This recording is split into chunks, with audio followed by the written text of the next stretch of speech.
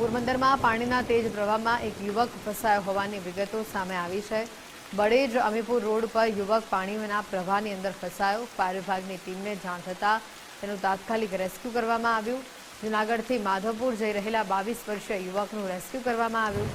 યુવકને સલામત સ્થળ પર ખસેડાતા જાનહાનિ ટળી છે। તસવીરો પોરબંદરથી સામે આવી રહી છે। પાણીના તેજ પ્રવાહમાં એક યુવક ફસાયો। વધુ વિગત સાથે સંવાદદાતા કિશન અહીંયા જોડાયા છે। કિશન, જે રીતે બળેજ અમીપુર રોડ પર આ યુવક પાણીના પ્રવાહમાં ફસાયો, કઈ રીતે ફસાયો હતો અને હાલ તેની સ્થિતિ કેવી છે? વાત કરવામાં આવે તો જે રીતે જૂનાગઢ અને આસપાસના ઉપરવાસમાં જે ભારે વરસાદ પડ્યો છે, આ ભારે વરસાદના કારણે જે પાણી છે તે પોરબંદરના ઘેડમાંથી પસાર થઈને દરિયાને મળી રહ્યું છે। બળેજ અને અમીપુરનો રસ્તો છે। આ યુવાન છે તે જૂનાગઢથી માધવપુર જઈ રહ્યો હોવાની સમાચાર મળી રહ્યા છે। 22 વર્ષનો યુવક છે, પાણીના વેણમાં ફસાયો હતો। રસ્તાઓ પર પાણીનું વહેણ વધતા પાણીનો જે ફ્લો વધી રહ્યો છે, તેના કારણે તે યુવક ફસાયો હતો।